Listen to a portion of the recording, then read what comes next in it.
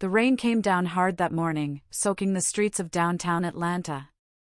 The courthouse stood tall and silent, its glass doors reflecting the storm outside. Inside, people rushed through security lines, the sound of footsteps echoing through the hallways. And in the middle of that chaos walked Officer Ethan Cole, a young, sharp, and overly confident rookie who thought his badge made him untouchable. He had been on the force for only 6 months, but already he carried himself like a man who had seen it all. His chin was high, his jaw tight, his eyes full of pride. Ethan had just made an arrest, a middle-aged black man accused of resisting police orders. The truth was more complicated, but Ethan didn't care. To him, the man had shown disrespect, and that was enough. He dragged the man into the courthouse, ready to testify in front of the judge. Everyone could feel the tension the moment Ethan entered. His voice was loud, his attitude sharp, and he walked like he owned the place. When he stepped into the courtroom, it was full. Lawyers, clerks, and citizens waited as the case before the bench finished. Then came the sound that made everyone fall silent, the heavy wooden door closing behind him. At the front sat Judge Marcellus Gray, a calm and dignified man in his late 50s. His skin was dark, his eyes deep and still, and his voice carried quiet power. He didn't need to shout, people listened when he spoke. As Ethan took the stand, he barely looked at the judge. He stood with his chest out and hands on his belt, talking fast and loud, trying to sound important. "Your Honor," he said with a smirk, "this man refused to follow police orders." He raised his voice and Judge Gray lifted one finger. "Officer," he said softly, "in this courtroom, you will speak only when spoken to." The words hit like a slap. The room went still. Ethan blinked, unsure how to respond. His pride burned. No one had ever cut him off like that. He tried to smile, but his jaw tightened instead. "With all due respect, Your Honor, I'm just explaining the situation," he said, his voice slightly shaking from anger. Judge Gray looked up slowly. "And I said you will speak when spoken to." His tone never changed, calm, patient, but heavy with meaning. The air in the courtroom turned thick. The spectators watched closely, feeling something dangerous in the silence. Ethan's partner in the back shook his head slightly, warning him to stop. But Ethan didn't. He leaned forward. "Sir, I was just doing my job." "Your job," the judge interrupted again, "is to serve the law, not your ego." The words echoed through the room. Someone gasped quietly. The man Ethan arrested sat quietly at the defense table, his eyes lowered. Ethan's face turned red. "Ego?" he repeated, almost laughing. "With respect, I don't think you understand what it's like out there." Judge Gray leaned back in his chair. "Then explain it to me, officer. What is it like out there?" Ethan took the bait. "It's chaos," he said sharply. "People don't respect the badge anymore. They think they can argue, resist, do whatever they want. I'm here to keep order. If I have to be tough, I'll be tough." The judge nodded slowly, his expression unreadable. "I see. And this man you arrested, he was a threat to that order?" Ethan paused. The question felt like a trap. "He refused to cooperate," he said finally. "He was yelling, calling me names." "Did he touch you?" "No, sir." "Did he threaten you?" Ethan hesitated again. "Not directly." Judge Gray's eyes didn't leave him. "Then perhaps your anger arrested him, not his actions." The words hung in the air like thunder. Ethan froze, his mouth slightly open. He wanted to fight back, but something about Judge Gray's calm voice made it impossible. The man wasn't trying to humiliate him, he was exposing him. The silence that followed was almost unbearable. Finally, Judge Gray said softly, "Officer Cole, arrogance wears a uniform well. It hides behind authority and calls itself strength. But in truth, it is weakness pretending to be power." The courtroom was so quiet you could hear the rain hitting the windows. Ethan felt heat rise in his face. "Are you questioning my integrity?" he snapped. The judge didn't answer. He just leaned forward, his deep eyes focused on Ethan like he could see through every wall the young man had built around himself. "One day, officer," Judge Gray said quietly, "you will stand where that man stands, and you'll understand." For a long moment, Ethan couldn't speak. The words hit something inside him, something he didn't even know existed. He wanted to shout, to argue, but no words came out. All he could hear was the sound of his own heartbeat echoing in his ears. Then the gavel struck. "Case dismissed," the judge said. "You may go." The courtroom buzzed with whispers. Ethan turned, his fists clenched, his pride in pieces. As he walked out, he could feel every eye on him, the officers, the lawyers, even the man he had arrested. For the first time, Ethan Cole didn't feel powerful. He felt small. Outside, the rain had stopped, but the clouds still hung low and gray.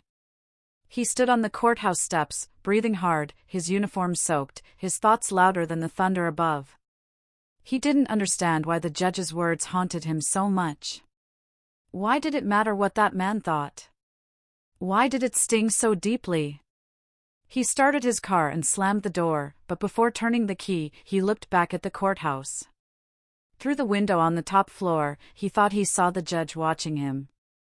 Just a shadow, maybe. But that calm, still presence seemed to follow him even as he drove away. Ethan Cole told himself he didn't care. He told himself the judge had disrespected him and that he'd prove him wrong someday. But deep down, something in him had shifted. He couldn't name it yet, but it was there, a small crack in the armor he wore every day. That night, he couldn't sleep. The storm returned, lightning flashing through his apartment window. Each time thunder rolled, he heard the judge's voice again. "You will stand where that man stands, and you'll understand." Ethan didn't know it then, but those words were not a warning. They were a prophecy. And soon, the rookie who thought he knew it all would learn what real justice, and real humility, truly meant. The morning after the courtroom incident, Ethan Cole woke up to the sound of his phone buzzing nonstop.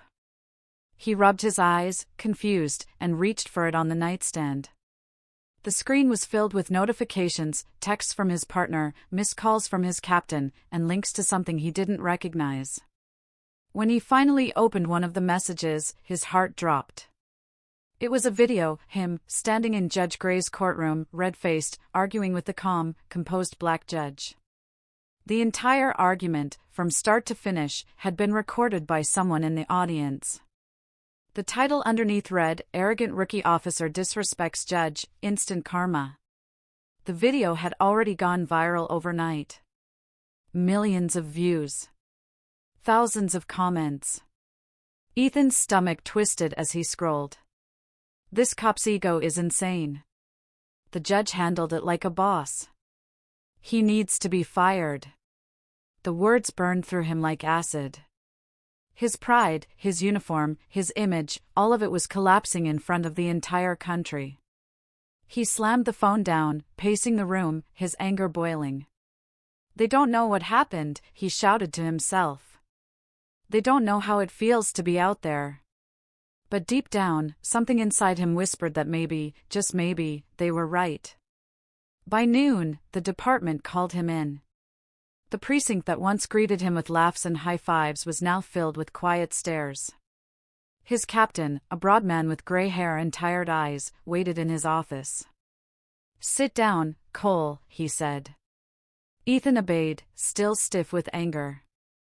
The captain sighed and slid a printed report across the desk. "You made the department look bad.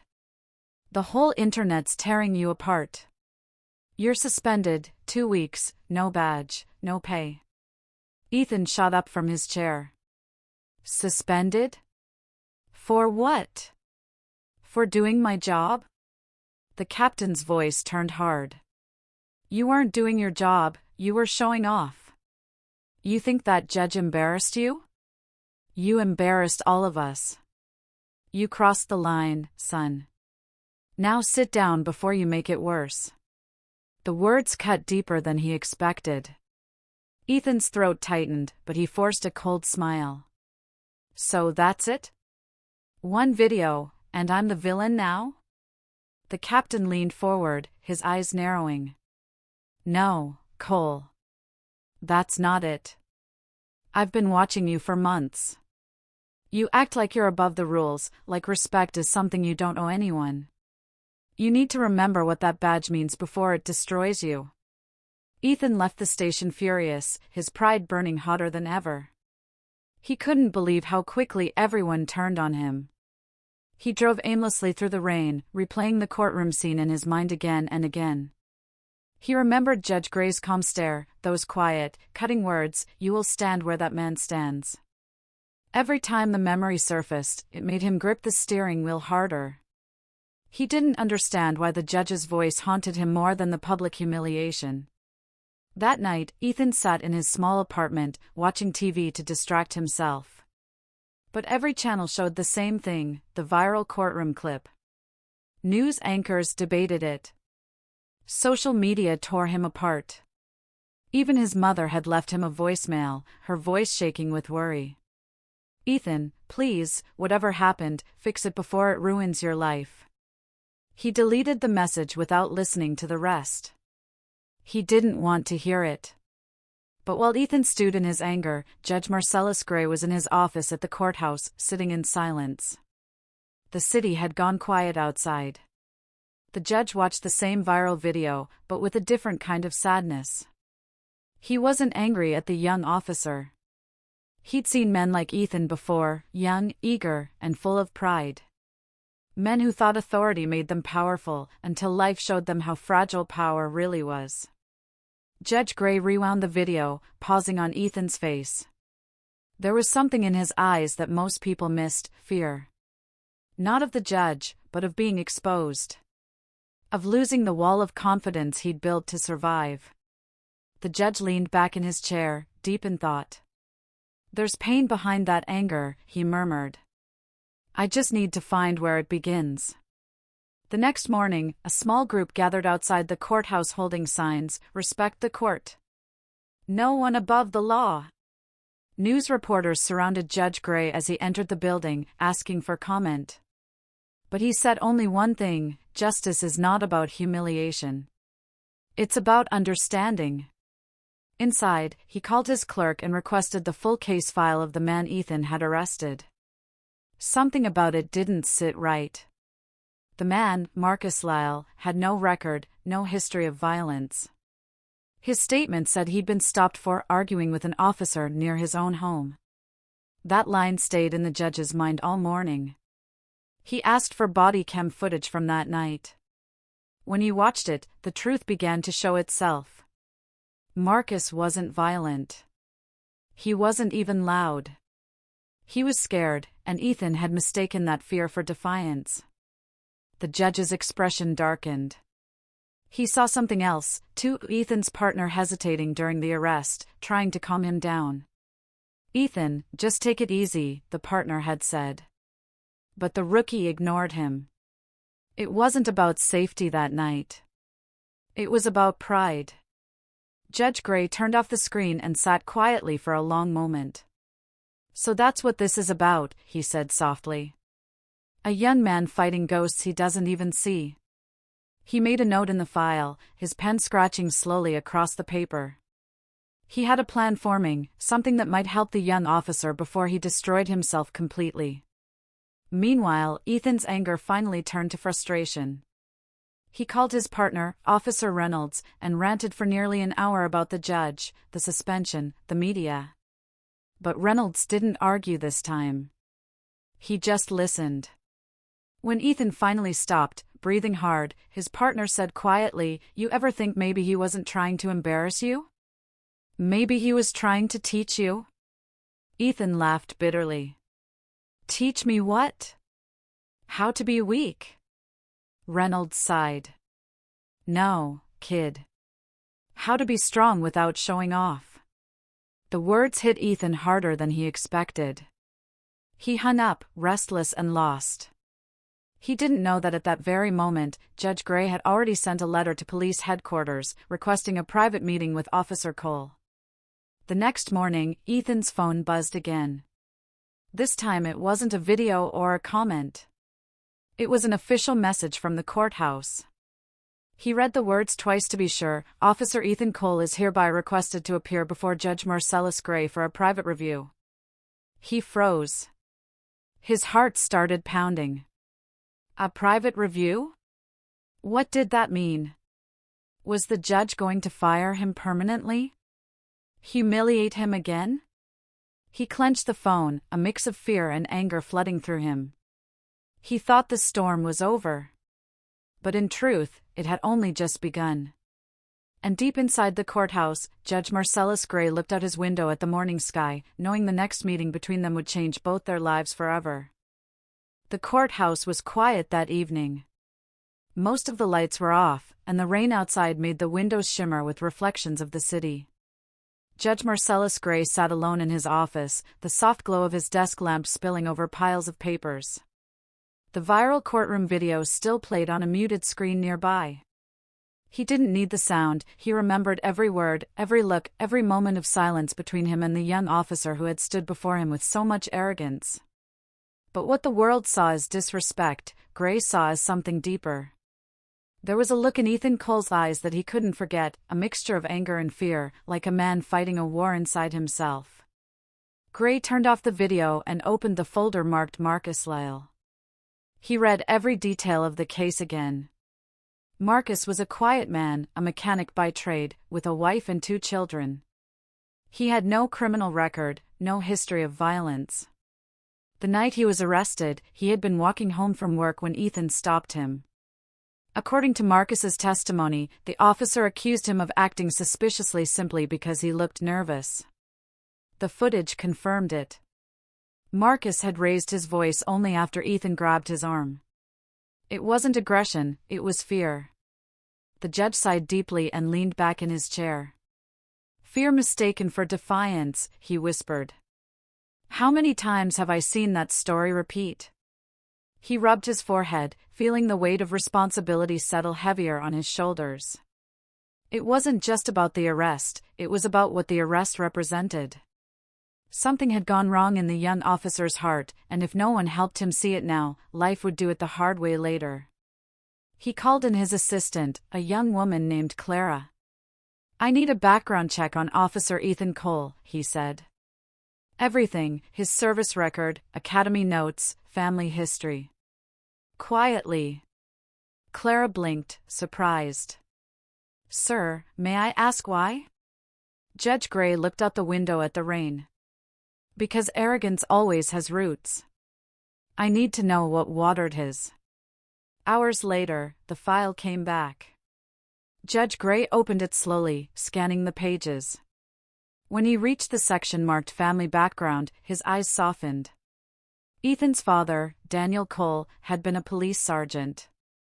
Decorated, respected, and later dishonorably discharged for corruption. A scandal that had shaken the department 10 years earlier. 2 years after that, Daniel Cole took his own life. Ethan had been 16. Gray closed the folder and sat back in silence. So that's it, he said quietly. A boy who lost faith in justice tries to rebuild it through pride. He could picture it clearly, a teenager watching his father's badge stripped away, hearing whispers that the man he loved was dirty. That kind of pain didn't vanish, it hardened. It turned into arrogance, anger, and the desperate need to prove oneself. The next morning, Judge Gray requested the full recording from the day Ethan was suspended. He wanted to see how the young man reacted, not the officer in uniform, but the human underneath. The footage showed Ethan sitting in his captain's office, angry, defensive, blaming everyone. But there was one moment, just one, where his mask slipped. When the captain said, "That badge doesn't make you powerful, it makes you responsible," Ethan's eyes flickered with something like guilt before he looked away. That tiny moment was enough for the judge. There was still something left inside him worth saving. Later that day, Gray stood by the large window in his chambers as he dictated a letter to his clerk. Officer Ethan Cole is requested to appear before me tomorrow at 9 a.m. for a private review. The judge paused before continuing. Purpose: to determine suitability for reassignment and evaluation of conduct. But that wasn't the real reason. The real reason was to see whether the young man could still listen, or if pride had deafened him completely. Meanwhile, Ethan sat at his apartment, the letter trembling in his hands. He had read it 5 times already, and still, his stomach twisted with unease. A private meeting with Judge Gray? He had no idea what that meant. Was it another hearing? Was he being fired permanently? He threw the letter on the table, trying to ignore the gnawing feeling in his chest. His phone buzzed. It was his partner, Reynolds. "You heard from the judge yet?" Reynolds asked. Ethan frowned. "Yeah, got some stupid letter. Wants me to come in tomorrow morning." Reynolds hesitated. "Maybe that's not bad news, man. The judge doesn't strike me as the revenge type." Ethan laughed bitterly. "You kidding? That man humiliated me in front of half the country. If this is not bad news, I can't wait to see what bad looks like." There was a pause. Then Reynolds said softly, "You ever think maybe he saw something in you worth fixing?" Ethan didn't answer. He hung up instead, angry without knowing why. That night, sleep wouldn't come. He sat by his window, looking at the rain-soaked streets below. His mind kept replaying the same scene, the courtroom, the judge's calm face, the sound of the gavel, the words that refused to leave his head. "You will stand where that man stands." What did that mean? Why couldn't he shake it off? He wanted to believe the judge was just another man on a power trip, but something about him felt different, uncomfortably different. When the sun finally rose, Ethan put on a plain shirt instead of his uniform. He stood in front of the mirror, studying his reflection. Without the badge, without the gun, he looked smaller. Normal. He didn't know if he liked that. He grabbed his jacket, took a deep breath, and left. Judge Gray was already waiting in his chambers when Ethan arrived. The officer hesitated at the door before knocking. "Enter," came the steady voice from inside. Ethan walked in, trying to look calm, but his hands betrayed him, trembling slightly at his sides. The judge motioned to the chair. "Sit, Officer Cole." Ethan sat, stiff and guarded. "Am I in trouble again?" he asked flatly. Judge Gray smiled faintly. "That depends. Do you think you are?" Ethan frowned. "Sir, I don't understand why I'm here." Gray leaned forward slightly. "You're here because I want to understand you." That caught Ethan off guard. "Understand me?" "Yes," Gray said calmly. "Men don't become arrogant for no reason. There's always a story behind the armor." For the first time, Ethan didn't know what to say. He felt exposed, like the judge could see right through him. "With respect, sir," he said finally, "I don't need anyone to understand me. I just want to get back to work." Gray nodded slowly. "Work is important. But knowing why you work is more important. Tell me, Officer Cole, what made you join the force?" Ethan hesitated. "My father was a cop." The judge's voice softened. "Was?" "He's gone," Ethan said quietly. "Long time ago." Gray nodded again, his expression unreadable. "And was he proud of what he did?" Ethan's jaw tightened. "He made mistakes." "Ah," Gray said softly.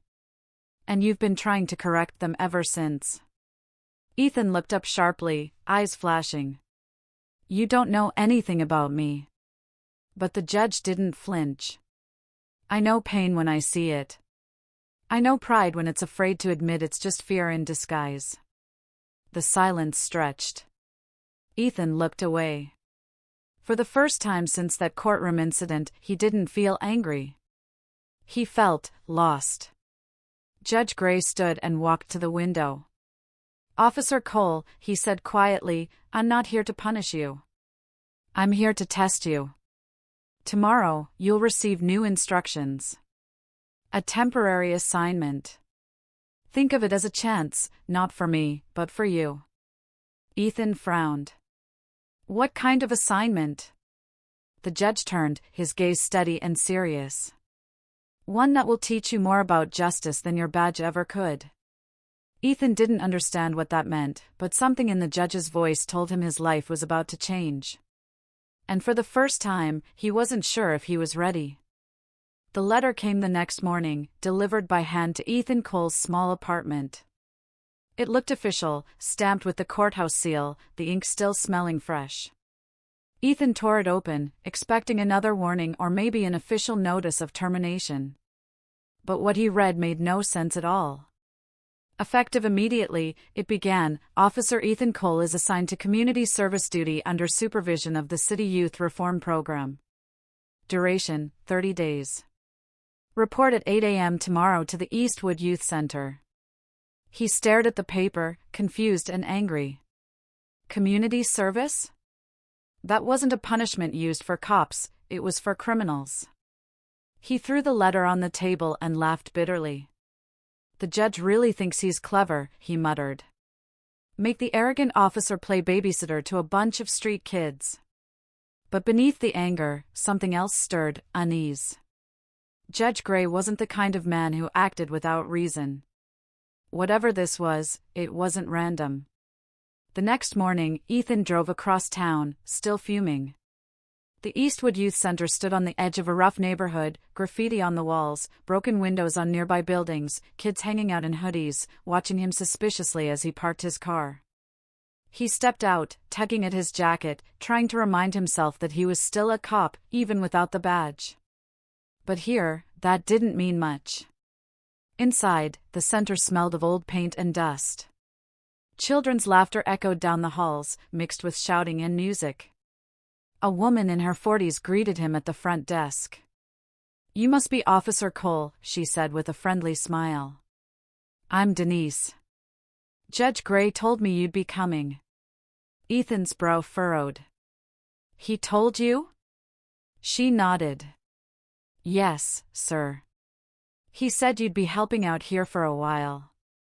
Teaching discipline and respect. Sounds like a good fit.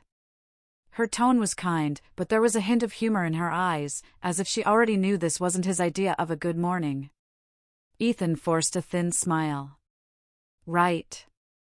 Discipline. Got it. Denise led him through a hallway lined with murals painted by the kids, bright colors, stars, and names scribbled across the walls. We've got all kinds here, she said. Some are good kids in bad situations. Some are already headed down the wrong road. The judge believes they just need a little guidance. Guidance? Ethan scoffed. You think painting walls is going to change anyone's life? Denise stopped walking and looked at him carefully. Maybe not. But a little respect might. Her words hit harder than he expected. He didn't reply. She introduced him to the group he'd be working with, 10 boys between 12 and 16, all from tough neighborhoods. Their eyes followed him as he walked in, some curious, others mocking. One of them, a tall kid with short dreadlocks, smirked and said, So this is the cop they sent to save us? The others laughed. Ethan's jaw tightened. You got something to say, kid? The boy grinned.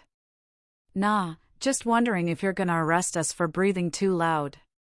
The room erupted with laughter again. Ethan felt his anger rise, but he forced himself to breathe. Don't give them the reaction they want, he thought. All right, listen up, he said finally. I don't care why you're here. I'm just here to keep order. So, let's start with that. The boys groaned, rolling their eyes. They didn't fear him, not like the people on the streets did. Here, he wasn't Officer Cole. He was just another adult trying to tell them what to do. The realization stung. The day dragged on.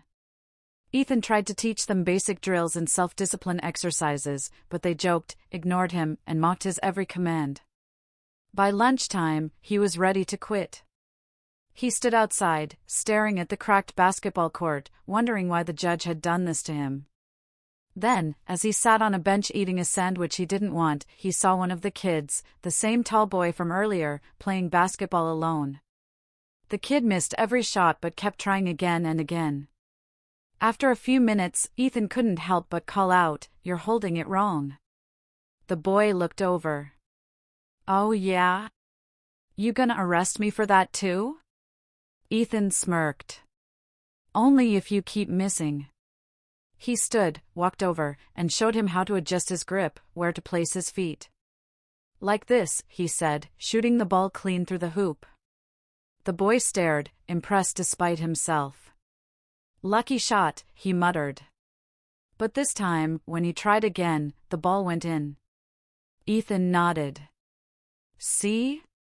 All it takes is focus." The boy looked at him differently now, less defiant. "Name's Malik," he said. "They say you got in trouble for yelling at a judge." Ethan paused. "You believe everything you hear?" Malik grinned. "Guess not." That small exchange stayed with Ethan for the rest of the day. Something about the kid reminded him of himself, angry, defensive, trying too hard to look strong. He didn't want to admit it, but maybe this place wasn't as pointless as he thought. That evening, as he prepared to leave, Denise stopped him. "Rough first day?" she asked kindly. He sighed. "You could say that." She smiled softly. "They test everyone who comes through those doors. They've seen more disappointment than you can imagine. Don't take it personally. Just listen before you teach." Ethan nodded, but her words followed him out the door. For the first time in years, someone had told him to listen, and he realized he didn't know how. Across the city, Judge Gray sat in his home office, reading the first report from the youth center. Officer Cole arrived on time. Struggled with attitude at first. Possible signs of self-reflection by the end of the day. The judge smiled faintly. "Good," he murmured. "The lesson has begun." That night, Ethan couldn't sleep again. He kept thinking about Malik, the kid who reminded him too much of himself. He thought about the judge, about the quiet power in his voice. And somewhere deep inside, beneath all the pride and anger, he felt something small and unfamiliar: respect. He didn't know it yet, but the man he had once mocked in court was changing him in ways no punishment ever could. And the line he had crossed weeks ago had become the path leading him to who he was meant to be. By the end of his first week at the youth center, Ethan Cole had started to notice something he didn't want to admit. The same kids who mocked him on the first day were starting to greet him in the mornings. Malik, especially, had grown attached. He would wait near the basketball court before classes began, pretending he wasn't waiting for Ethan, but his grin always gave him away. It wasn't friendship, not yet, but it was something close, mutual respect. And for Ethan, that was unfamiliar ground. He'd never been good at patience. In the police academy, he'd climbed fast because he moved fast, acted fast, and spoke faster than anyone else. But Judge Gray had stripped all that away. Now Ethan had to slow down, listen, and actually connect with people. That part was harder than he expected. Every time a kid rolled his eyes or muttered under his breath, Ethan had to fight the urge to shout. But each time, he remembered what Denise told him: listen before you teach. One afternoon, as the sun burned through the high windows, Ethan gathered the kids for a teamwork drill. They were supposed to build a simple obstacle course, using ropes, tires, and old boards stacked in the yard. But the moment he started explaining, Malik interrupted. "Why we gotta do this, man? It's stupid." Ethan looked at him calmly. "You want to lead instead?" Malik frowned. "You serious?" "Dead serious," Ethan said. "You think you can do it better?" "Show me." The boys laughed as Malik stepped forward, but to everyone's surprise, he started giving orders like he meant it. You, get those tires. You, tie the rope tighter. No, not like that. His voice was loud, confident, but not cruel. Ethan crossed his arms, watching quietly. The kids started working, and slowly, the obstacle course took shape. When they finished, Ethan clapped once. Looks solid. Good job. Malik smirked. Guess I don't need you after all. Ethan raised an eyebrow. Maybe not. But you just learned how to lead. Malik tilted his head. That what this was about? Ethan nodded. You think being in charge is about barking orders? It's about earning trust. You did that today. The boy's expression softened for a moment. He didn't reply, but his eyes said it all. Ethan had found a way to reach him, by showing instead of shouting. Later that day, Denise approached Ethan with a small smile. Judge Gray called, she said. He wants you to come see him. Ethan froze. Now? Tomorrow morning. He said it's time for your review. Those words sent a strange chill through him. A review. It sounded harmless, but with Judge Gray, nothing was ever simple. That night, Ethan couldn't stop thinking about what the judge would say. Would he see progress, or just the same arrogant rookie who'd once talked back in his courtroom? Ethan sat at his kitchen table, staring at the clock. Midnight. He poured himself some coffee and sighed. I'm not that guy anymore, he told himself. Not completely. But doubt crept in. Was a week really enough to change a man? The next morning, he put on a clean shirt and drove to the courthouse. The same marble steps greeted him, the same cold hallways. But everything felt different now. When he reached the courtroom, Judge Gray was already there, standing by the window, sunlight washing over his black robe. Officer Cole, the judge said, turning with a calm expression. I see you survived your first week. Ethan nodded. Yes, Your Honor. Tell me, the judge continued, what did you learn? Ethan hesitated. That it's not easy to teach respect to people who've lost it. The judge studied him. And did you earn any? Ethan swallowed hard.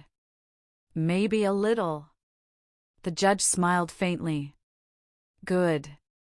Because that's more than you had when you first walked into my courtroom. Ethan looked down, embarrassed. I was out of line that day.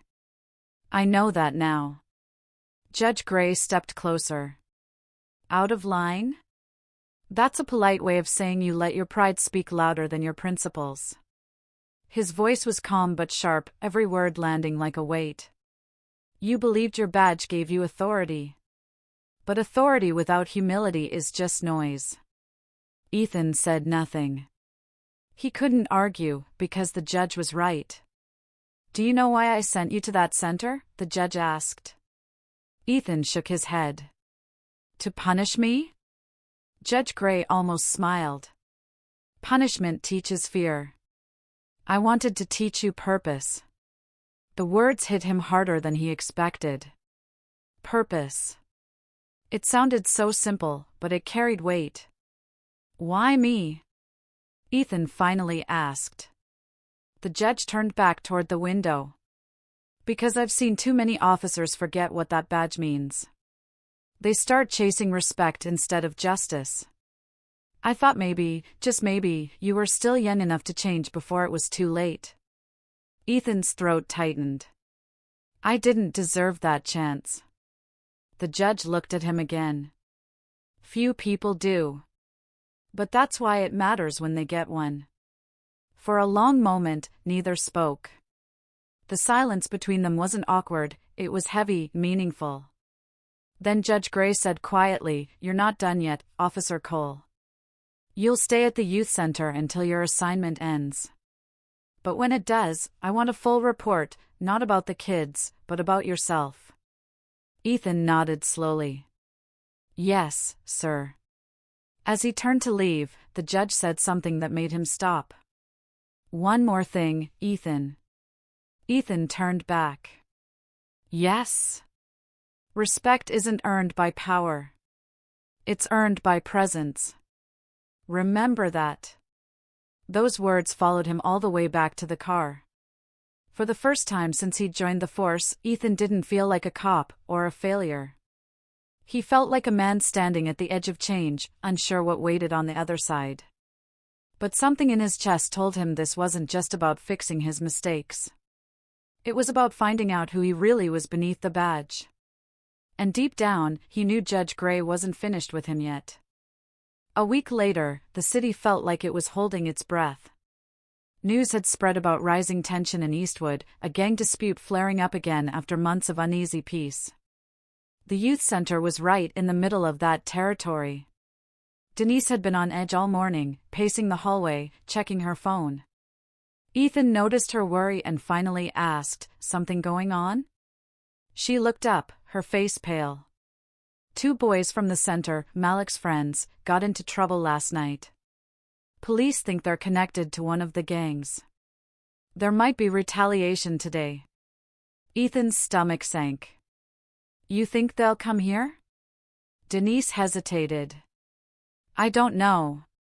But the kids are scared.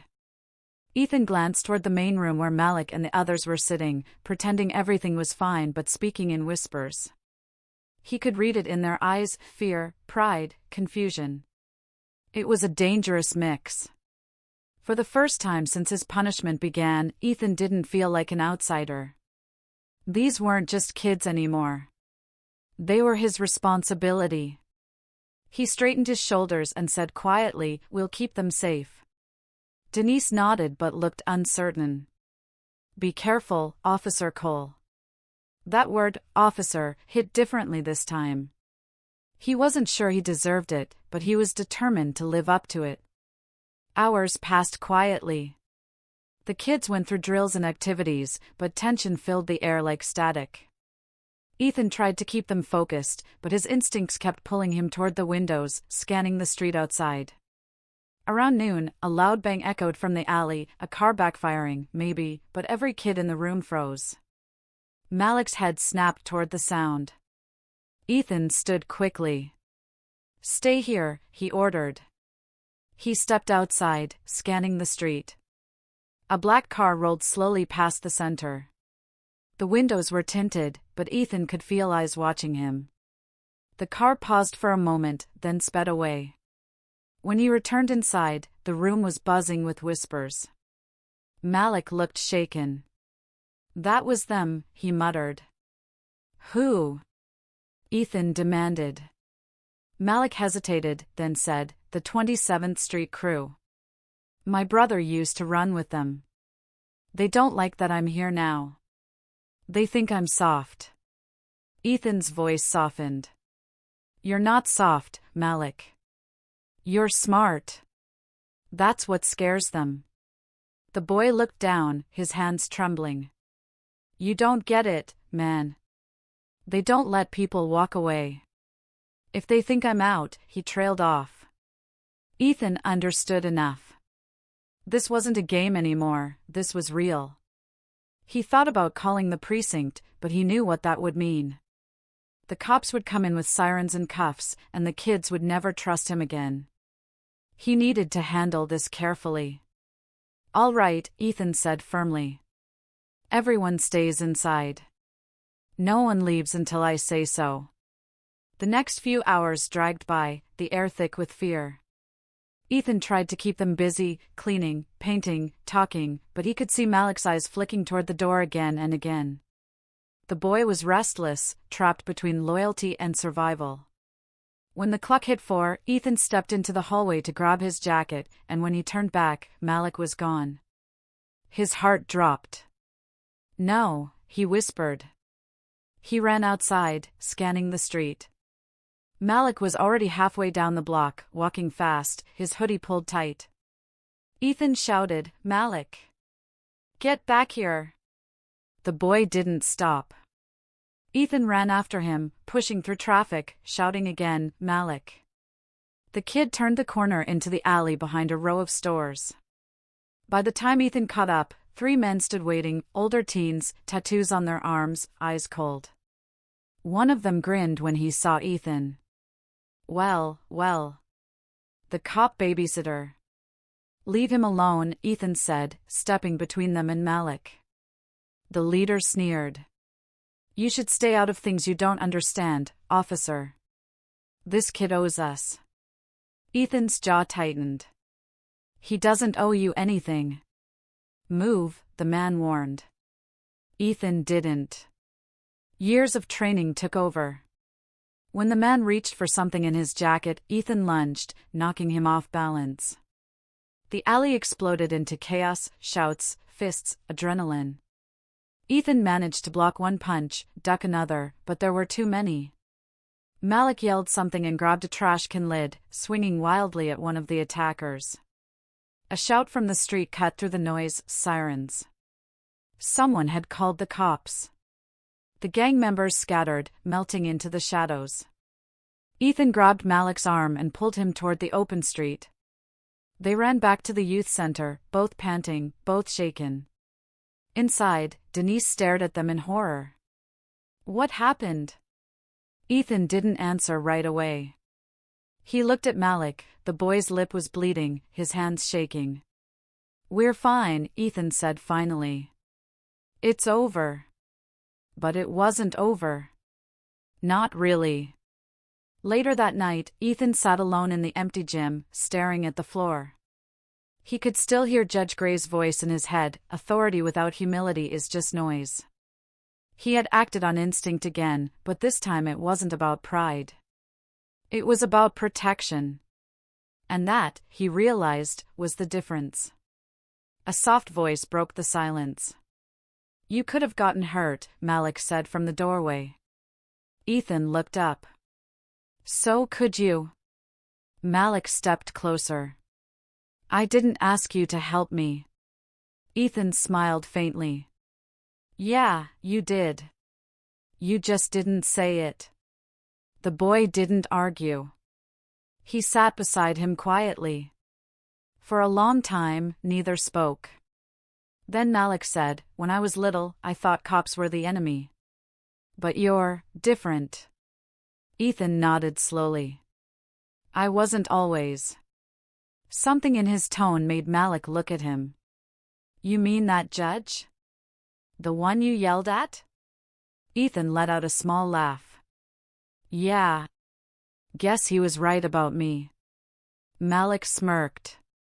"Bet he'd like to hear you say that." Ethan smiled, looking toward the window. Maybe he will. He didn't know it yet, but word of the incident would reach Judge Gray by morning. And the judge's next decision would test Ethan in ways he never imagined, forcing him to choose between his duty as an officer and his heart as a human being. Because in Judge Gray's eyes, the real lesson had only just begun. The call came early the next morning. Ethan had barely slept, still replaying the chaos in the alley again and again in his mind, the shouts, the fists, the fear in Malik's eyes. When his phone buzzed, he already knew who it was. The voice on the other end was calm, firm, and unmistakable. "Officer Cole," said Judge Gray. "My office." 9 sharp. Then the line went dead. Ethan stared at the phone for a long moment. He felt like the walls were closing in on him. The youth center had started to feel like redemption, but now, it felt like the end of it. He knew the judge had heard everything. He just didn't know how bad it looked from the outside. By the time he reached the courthouse, his nerves were taut. Every echo of his footsteps in the marble hallway reminded him of the day he'd stood here as the arrogant rookie, daring to challenge Judge Gray's authority. Now he walked slower, his head lower, his pride replaced by something heavier, responsibility. When he entered the judge's chambers, the air felt cold and still. Judge Gray sat behind his desk, hands folded, eyes unreadable. Beside him sat a man Ethan didn't recognize, another official, maybe from internal affairs. That wasn't a good sign. "Sit down, Officer Cole," the judge said. Ethan obeyed quietly. The other man spoke first. We received a report about a confrontation near the Eastwood Youth Center. You engaged physically with 3 individuals, is that correct? Ethan nodded. Yes, sir. Were you armed? No, sir. The man's brow furrowed. Were you acting in an official capacity as an officer of the law? Ethan hesitated. Technically, no. So, the man continued, you interfered in a gang dispute, without authorization, while under disciplinary reassignment. That's serious, officer. Ethan could feel the tension in his chest rising. He wanted to defend himself, but Judge Gray raised a hand, stopping him. I'll take it from here, the judge said. The other man nodded stiffly and left the room, closing the door behind him. Silence filled the air. The judge leaned back in his chair, studying Ethan with that same calm, piercing gaze that had once felt unbearable. You disobeyed protocol again, he said quietly. Do you realize how easily that could have gone wrong? Ethan looked down. Yes, Your Honor. I do. You could have been killed, the judge continued. Or worse, someone else could have been because of your actions. I know, Ethan said softly. But I couldn't let Malik face them alone. He's just a kid. Judge Gray's eyes softened slightly. A noble reason, but still reckless. Ethan finally looked up. If I hadn't gone, he'd be in the hospital, or worse. I couldn't just watch it happen. The judge sighed deeply, leaning forward. Tell me something, Ethan. Do you think that badge makes you a savior? Ethan frowned. No, sir. Then what does it make you? Ethan hesitated. He didn't have an answer. Judge Gray stood and walked slowly to the window. You remind me of someone I once knew, he said after a pause. A young officer, brave, impulsive, thought he could fix the world by force of will alone. He tried to stop a shooting one night, went in without backup. He saved 2 lives, and lost his partner in the process. Ethan's chest tightened.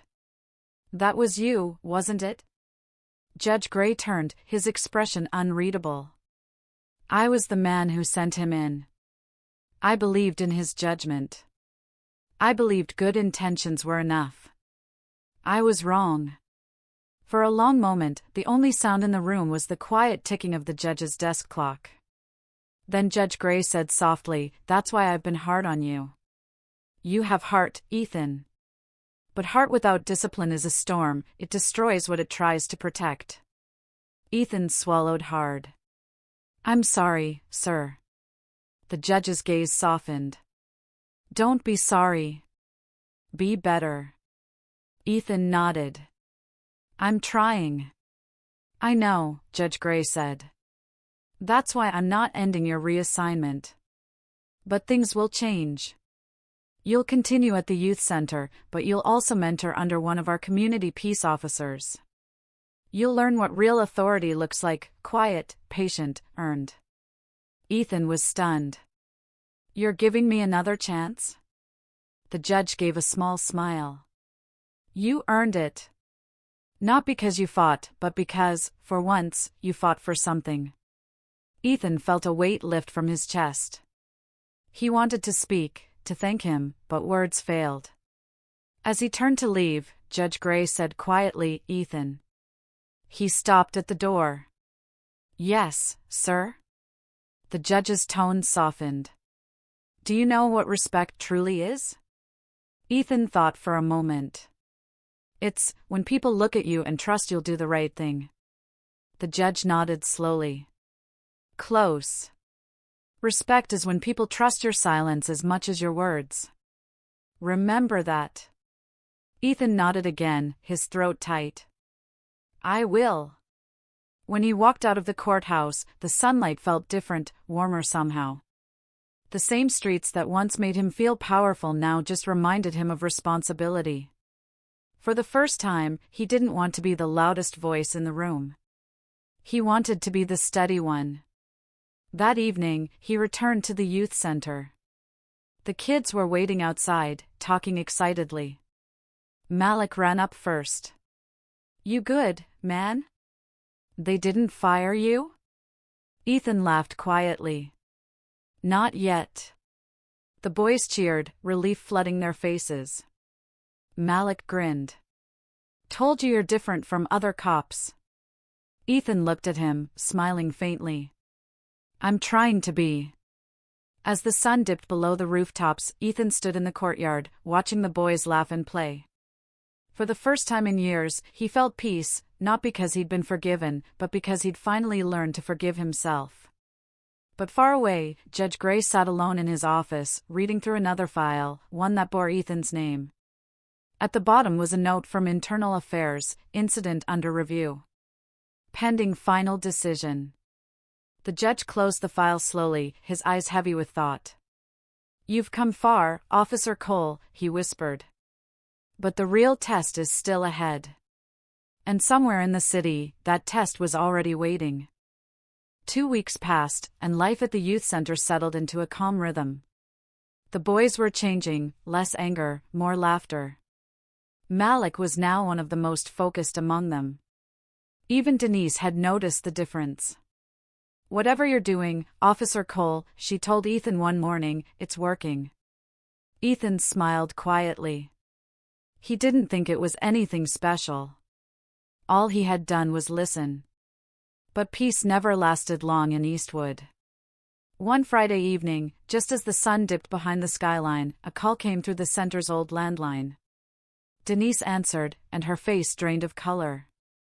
She covered the receiver and whispered to Ethan, "It's Malik's brother. He says something's going down tonight.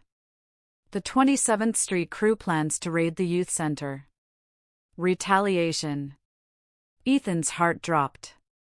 "How long do we have?" "An hour," Denise said shakily. "Maybe less." He looked around. The kids were still inside, unaware, laughing and playing basketball. For a moment, he froze. His training screamed, "Call the police." His instinct screamed, "Protect them now." He had no badge, no backup, no gun, just responsibility. "Get the kids to the basement," he said firmly. "Now." Denise nodded and hurried off.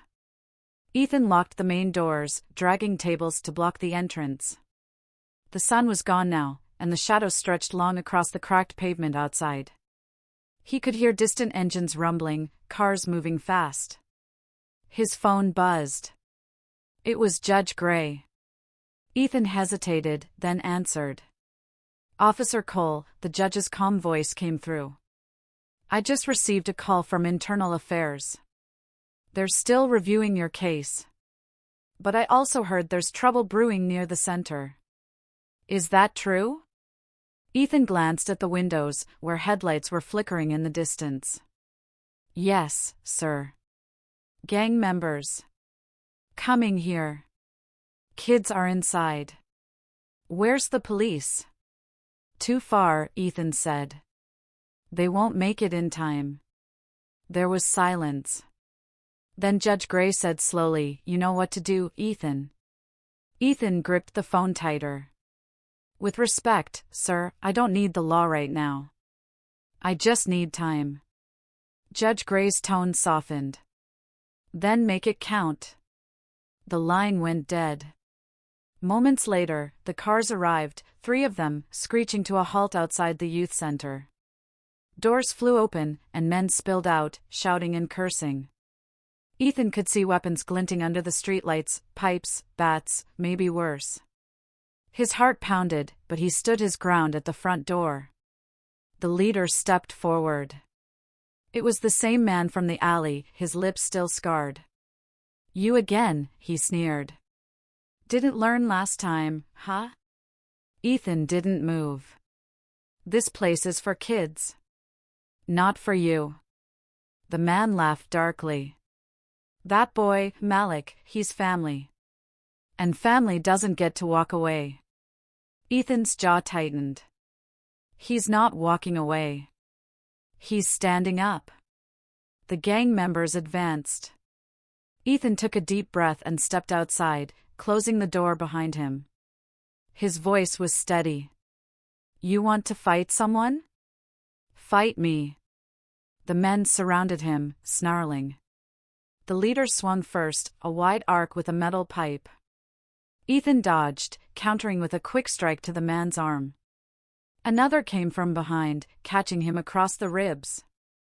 Pain shot through his side, but Ethan stayed upright. He didn't fight to win, he fought to protect. Inside, Malik watched through the narrow window, his fists clenched. Denise tried to stop him, but the boy shook her off. He's out there for us, Malik said. I can't just hide. Before she could reply, he ran out the side door, grabbing the old fire extinguisher by the exit. He sprinted into the street just as one of the men raised a bat behind Ethan. With a hiss and a roar, Malik sprayed the extinguisher full force, blinding them in a cloud of white. Ethan turned, shocked. Malik! Get back inside. Not without you, the boy yelled. The confusion gave them a chance. Ethan grabbed Malik's arm, pulling him toward the center.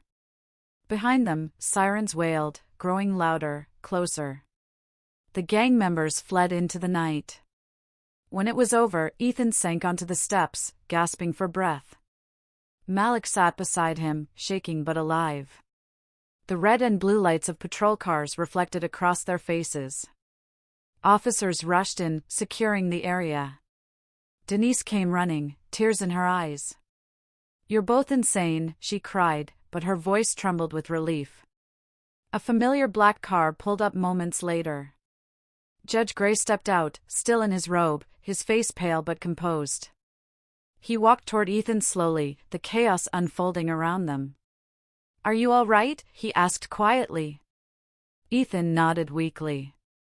We're fine. The judge looked at Malik. You saved his life.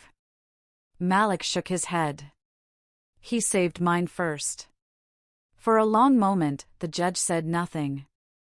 Then he looked back at Ethan, his expression unreadable. You broke protocol again, he said softly.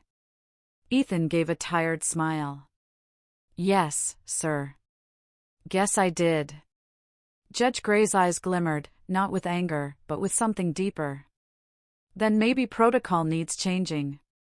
He turned to the nearest officer. No charges. No reports. Just get these boys home safe. As the scene calmed and the flashing lights faded, the judge and Ethan stood side by side on the steps. You've come a long way, Officer Cole, the judge said. You started this journey trying to prove yourself.